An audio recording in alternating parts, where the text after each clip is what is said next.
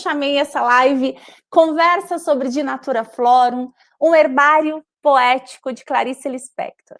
Fiz questão de colocar a foto belíssima da Clarice, a foto do livro que foi agora publicado pela editora Global e a foto da Helena Odriozola, que é uma ilustradora premiada, né, uma ilustradora espanhola premiada, que vale a pena conhecer o trabalho dela, tá? E aqui de fundo é uma das imagens do livro. Então, olha que coisa, olha a delicadeza, né? Então, para começar, a gente já entra nesse universo, né? Essas crianças, esses seres, né? Coloridos, o que já quebra um pouco também até a expectativa, porque a gente está falando de um livro que se chama De Natura Florum. E aí a gente tem esta ilustração aí de crianças e a gente vai conversar um pouco sobre isso.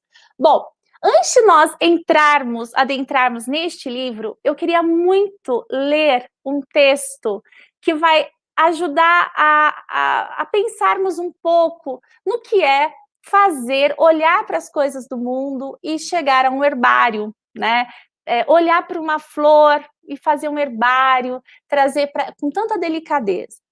Bom, no livro chamado, esse livro que está aí, né, que é A Descoberta do Mundo, que, na verdade, é um livro que reúne em ordem cronológica os textos da Clarice, que, na verdade, eram para ser crônicas, mas nem todos eram crônicas, reflexões de Clarice no Jornal do Brasil, de agosto de 1967 até dezembro de 1973, a Clarice escreveu no Jornal do Brasil, uma coluna de sábado. Eu pus uma fotinho aí.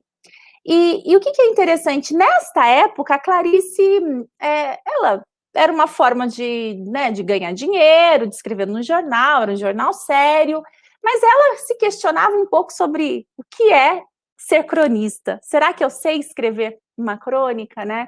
Então ela até dizia assim, quando eu ia escrever uma crônica, eu sei escrever, mas quando eu vou escrever uma crônica, a sensação que eu tenho é que eu estou expondo muito a minha vida, né? E nos livros, no conto e romance, eu me escondo, porque é isso que acontece nos contos e romances.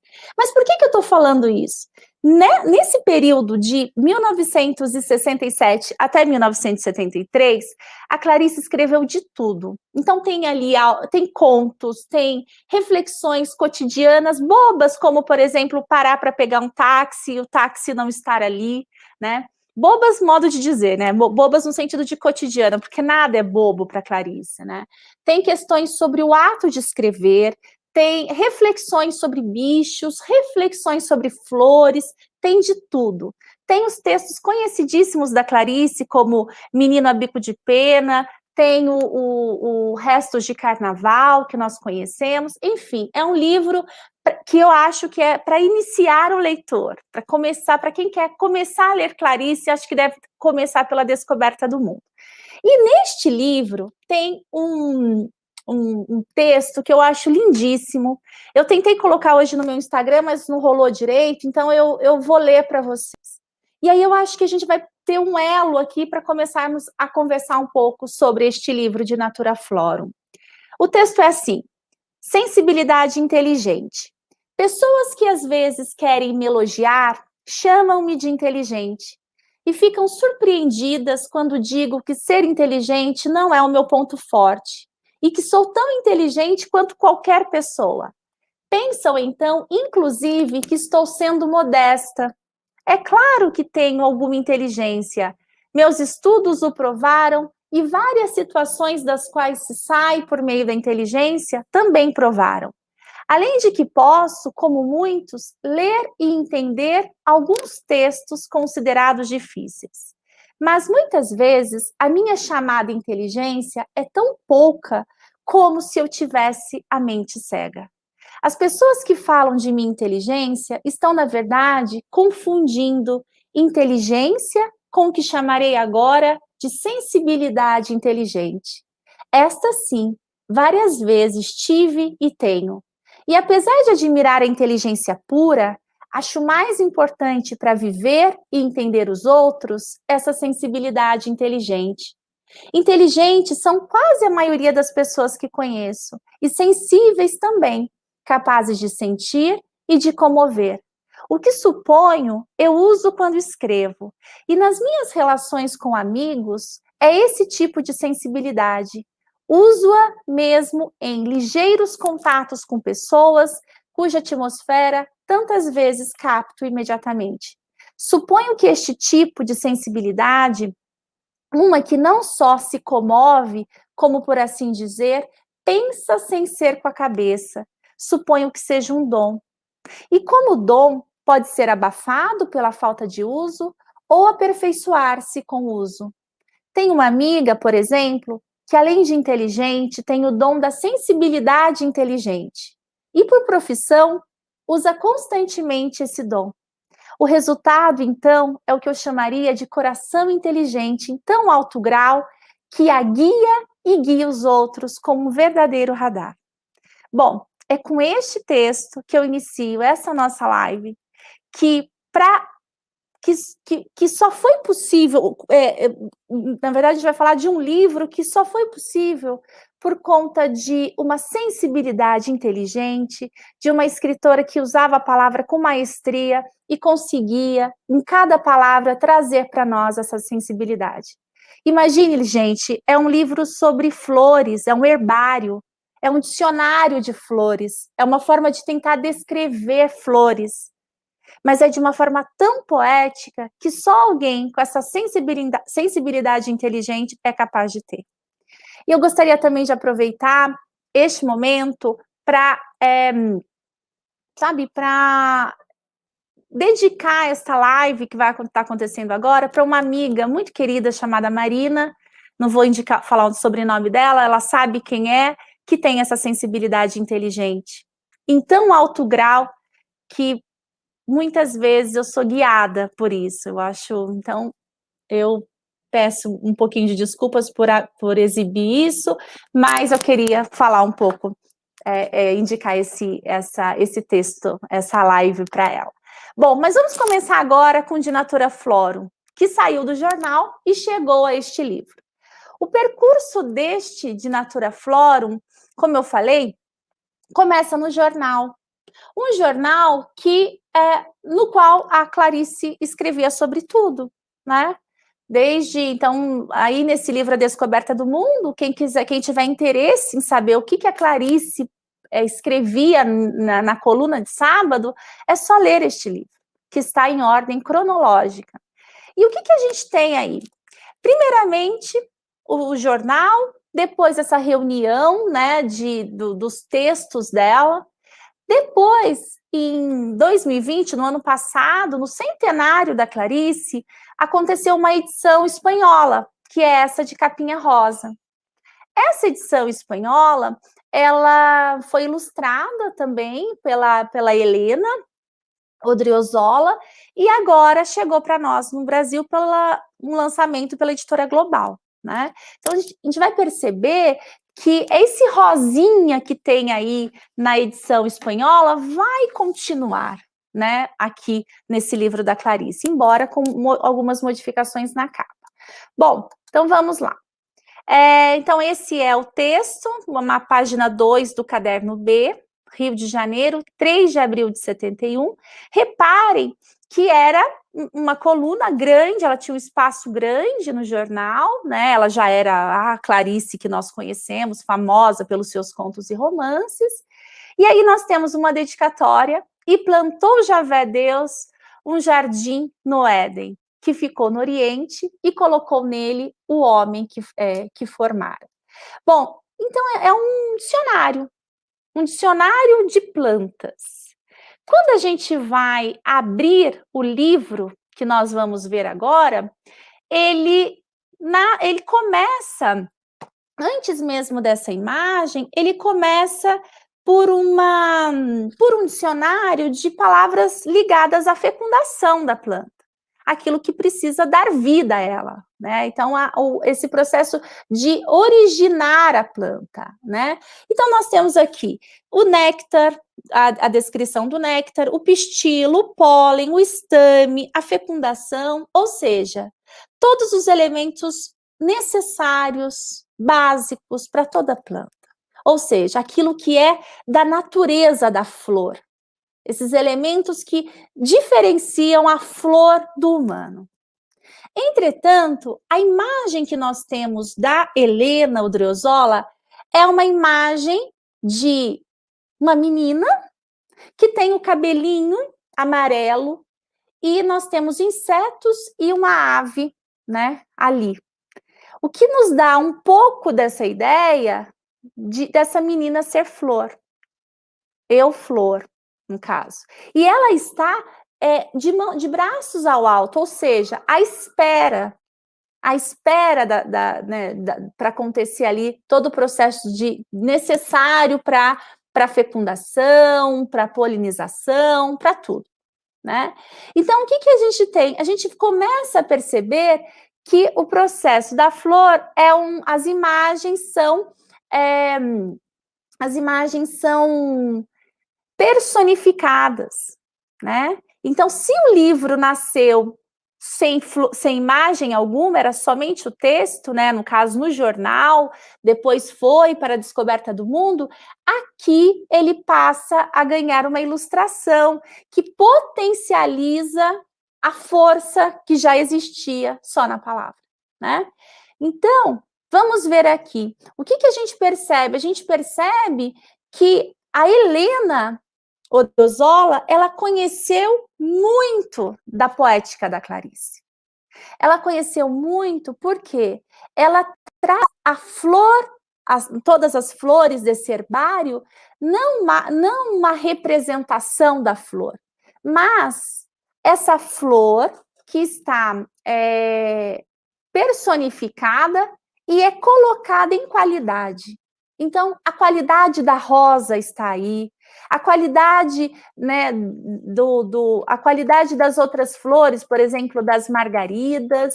Então, tudo vai aparecer em qualidade. Então, é preciso que nós, leitores, entremos num processo de percepção. Porque não é óbvio, não é uma flor óbvia, né? E eu vou ler para vocês o primeiro verbete que aparece, e que não podia ser outro a não ser rosa. Porque quem conhece um pouco a obra da Clarice vai saber a importância da rosa na poética dela. Então, se a gente pensar no conto A Imitação da Rosa, se a gente pensar em Restos de Carnaval, aquela menininha que queria tanto, né, pular carnaval, festejar o carnaval, e que teve o seu desejo, né, alcançado pelos restos de uma fantasia, restos de papel crepom que a vizinha estava fazendo para a filha e que sobraram papéis, ela resolveu fazer para a menininha. Né? Então, essa menininha que queria se sentir uma rosa, mas no dia a mãe fica tão doente e ela não pôde viver a plenitude daquilo de ir para o carnaval de rosa, essa menininha, ela, depois no fim do conto, ela consegue perceber que ela sim era uma rosa. Né? E eu vou falar depois disso. Então, a rosa, ela tem uma presença muito grande no conto da Clarice. Tá? E por isso não poderia ser um verbete lá para o fim, ele foi colocado em destaque, ele é o verbete maior, se a gente for observar em relação aos outros verbetes. E eu vou ler para vocês. Rosa é a flor feminina, dá-se toda e tanto, é que para ela própria só resta a alegria de se ter dado. Seu perfume é de um mistério feminino, se profundamente aspirada, toca no fundo do coração e deixa o corpo todo perfumado. O modo de ela se abrir em mulher é belíssimo. Suas pétalas têm um gosto bom na boca. É só experimentar. As vermelhas ou as príncipe negro são de grande sensualidade. As amarelas dão uma alarma alegre. As brancas são a paz. As cor-de-rosa são, em geral, mais carnudas e têm a cor por excelência. As alaranjadas são sexualmente atraentes. Reparem na percepção que a Helena teve da obra da Clarice. Reparem da leitura que ela faz, porque a Clarice fala das rosas personificando-as. E a Helena vai fazer isso né? Repare a sedução, repare esses dois aí, né? Então, as duas rosas envoltas em braços, folhas, né? E aí a gente tem um elemento que mostra a qualidade da rosa, né? Bom, então eu gostaria de mostrar para vocês aqui como a rosa está também em Restos de Carnaval. Agora que eu já li para vocês este verbete, né? Restos de Carnaval é um texto que também está na Descoberta do Mundo, que é a história, como eu falei, daquela menininha, né, que percebe que o seu sonho de pular carnaval vestida de flor, fantasiada, não foi... ela não pôde viver porque a mãe fica piora de saúde, e dentro dela era como se ela não pudesse se entregar àquela alegria. Era como se ela tivesse um remorso por viver, é como se ela vivesse como ela não fosse capaz, como se não fosse possível algo tão bom acontecer com ela, né? E aí o final do conto, ela estava tão já outra, já mesmo ela saindo para ir para o carnaval, ela não era mais a mesma, toda aquela expectativa tinha se quebrado, é como se ela não pudesse estar ali, ela se sentia não mais a Rosa, mas um palhaço. E aí no final, vem um menininho de 12 anos, que a narradora diz assim, era muito homem para a minha idade, ela tinha 8 anos, era quase um homem para a idade. E ele joga confete na cabeça dela. E aí ela diz assim, e então, mulherzinha de 8 anos, considerei pelo resto da noite que, enfim, alguém me havia reconhecido. Eu era, sim, uma rosa. Então, reparem, gente, se a gente for vasculhar a obra da Clarice, a gente vai encontrar um desejo de ser rosa. Tá? Então, por isso justifica a presença desse verbete rosa estar no início do livro. O mesmo vai acontecer com a imitação da rosa, que eu não vou ler para vocês, é um conto belíssimo, como tudo da Clarice, e forte demais, que é uma hora que a personagem observa a rosa, que está lá num vaso, e ela diz, ah, como são lindas, exclamou seu coração de repente um pouco infantil. Eram miúdas rosas silvestres que ela comprara de manhã na feira, em parte porque o homem insistira tanto, em parte por ousadia. Arrumara-as no jarro de manhã mesmo, enquanto tomava o sagrado copo de leite das 10 horas. Mas à luz desta sala, as rosas estavam em toda a sua completa e tranquila beleza. Sinceramente, nunca vi rosas tão bonitas. Então aqui ela vai de novo olhar para essas rosas e vai ver as rosas de forma diferente. Neste mesmo livro, A Descoberta do Mundo, a gente tem também uma menção às rosas silvestres, né? Que é assim, só esta expressão rosas silvestres já me faz aspirar o ar como se o mundo fosse uma rosa crua. Tenho uma grande amiga que me manda de quando em quando rosas silvestres. E o perfume delas, meu Deus, me dá ânimo para respirar e viver. As rosas silvestres têm um mistério dos mais estranhos e delicados. À medida que vão envelhecendo, vão perfumando mais. Quando estão à morte, já amarelando, o perfume fica mais forte e adocicado e lembra as perfumadas noites de lua de Recife. Quando finalmente morrem, quando estão mortas, aí então, como uma flor renascida no berço da terra, é que o perfume que se exala delas me embriaga. Estão mortas, feias, em vez de brancas, ficam amarronadas. Mas como jogá-las fora, se mortas, elas têm alma viva? Resolvi a situação das rosas silvestres mortas, despetalando-as e espalhando as pétalas perfumadas na minha gaveta de roupa.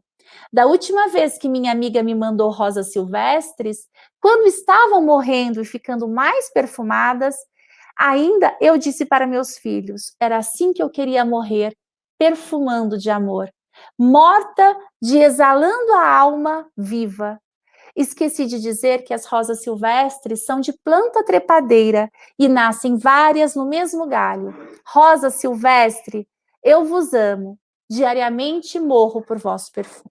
Então, esse texto é um texto que a Clarice escreveu, por exemplo, no jornal e que saiu depois na Descoberta do Mundo. Bom, mas vamos aqui agora, eu quero mostrar para vocês, então, está comprovado o amor que a Clarice Lispector tinha pelas flores e também a sensibilidade de olhar para as coisas nessa descoberta do mundo, né? Nesse olhar que é poético, que tira, né? Tira as coisas do mundo da obviedade.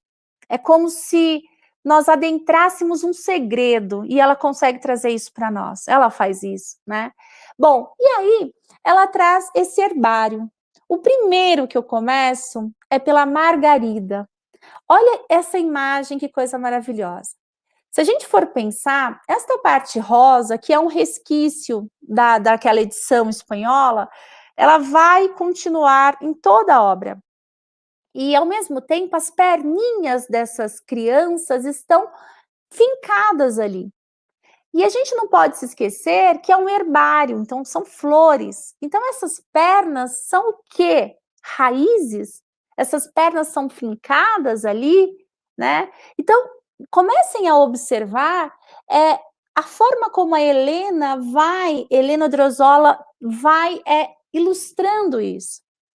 E repare como ela vai trazendo as margaridas, no caso, em qualidade. Né? E com isso acontece um jogo com o leitor, que é o conhecimento que ele tem da flor margarida. E a Clarice traz assim: é uma flor alegrezinha, é simples, só tem uma camada de pétalas. Seu centro amarelo é uma brincadeira infantil. Então, reparem onde está a brincadeira infantil, onde está o centro amarelo. Então, olha a cabecinha, né? Então, esse rosa aí, né, que vai, né, perpassando todo o livro, que rosa é cor, rosa é a flor, e esse rosa também, essa parte inferior também pode dar essa ideia desse tapete onde nascem todas as flores, né? Bom, continuando aqui, tulipas, eu adorei esse, né? Não sei se é porque eu acho belíssima a tulipa. Olha a sensibilidade da Clarice. Só é tulipa quando em largo campo coberto delas, como na Holanda, uma única tulipa simplesmente não é. As tulipas, para quem sabe, elas nascem juntas, elas são na coletividade, elas têm o mesmo tamanho, elas crescem assim, E olha as tulipas representadas assim, ilustradas aqui, né? E a qualidade da tulipa, ela, né, com essa postura de flor, as cores pelo chapéu, e essa tulipa isolada não é tulipa, né? Porque ela está longe, ela não é. E ela não traz a qualidade da flor, né, que é o vermelho, marcado aqui pelo chapéu. Então, tulipa só é tulipa quando em largo campo coberto delas, como na Holanda, né? Uma única tulipa simplesmente não é. Não é demais isso? Então, para mim, este livro é uma possibilidade de, sobretudo ele assim, né, com essas ilustrações belíssimas, é uma possibilidade de nós levarmos para esse jovem leitor, é uma porta aberta para que ele entre nesse mundo da Clarice Lispector, né? Esse outro aqui, Vitória Régia. Gente, eu fiz questão de colocar as flores, né, ao lado, para que a gente consiga, claro que a gente tem isso de memória, mas para que a gente perceba esse trabalho. O trabalho de percepção, tanto da Clarice para escrever, quanto depois da ilustradora. No Jardim Botânico do Rio, há enormes, até quase 2 metros de diâmetro, aquáticas, lindas de morrer. Elas são o Brasil grande, evoluentes no primeiro evoluentes no primeiro dia brancas, depois rosadas ou mesmo avermelhadas, espalham grande tranquilidade, há um tempo majestosas e simples. Apesar de viverem no nível das águas, elas dão sombra. E olha, gente, esta flor, onde ela está nessa ilustração? Reparem como são essas raízes. Repare como que isso vai, como que isso adentra. Não pode mais ser rosa, porque Vitória Regia, ela não está na terra. Olha como essa cor alterou, né? Ela está na água, como essa água é, né? Então, essa folha aqui, que passa a ser uma boia, não é lindo pensar nisso tudo? Bom, depois nós temos as edelweiss. Encontra-se apenas nas grandes alturas, embora nunca acima de 3.400 metros de altitude. Essa rainha dos Alpes, como também é chamada, é o símbolo da conquista do homem. É branca e lanosa, raramente atingível. É uma aspiração humana. Reparem que não tem a flor aqui. Reparem que tem só o desejo de chegar nesses Alpes suíços para ter essa flor, né? Então é a flor do desejo, daquele que sobe para conquistar, né? Bom, gente, é um livro belíssimo. Olha esse flor de cactus, né? A flor de cactus, e reparem, gente, o vermelhinho, o branquinho, o amarelinho. Se a gente for, para quem conhece flor, sabe que a flor de cactus tem essa variedade de cor, né? A flor de cactus é suculenta, às vezes grande, cheirosa, de cor brilhante, vermelha, amarela e branca. É a vingança sumarenta que ela faz para a planta doméstica, para a planta desértica. É o esplendor nascendo da esterilidade despótica. Quer dizer, aquela planta que resiste, né? Que não tem, ela não teria nenhuma condição para existir, mas ela resiste, ela existe aí, né? E olha, repare como os corpos desses personagens, desses seres, são robustos, duros, pesados, como se fossem o quê? A própria planta, né? E a cabecinha, a flor. É demais de lindo. E agora, a minha preferida é esta flor estrelícia, que eu acho linda, linda, linda. Olha essa ilustração. É masculina por excelência, tem uma agressividade de amor e de sadio orgulho. Parece ter crista de galo, e como o galo, tem o seu canto. Só que não espera pela aurora. Quando se a vê realmente, ela dá o seu grito visual de saudação ao mundo, que este é sempre nascente e, portanto, sempre está em aurora. Percebe a poesia desse dicionário, desse herbário? Por isso que eu falo que é um herbário poético. Gente, olhar para a estrelícia, que para uma pessoa comum, eu, por exemplo, eu recebo as minhas flores, esses dias eu recebi uma estrelícia, eu falei, meu Deus, é linda demais.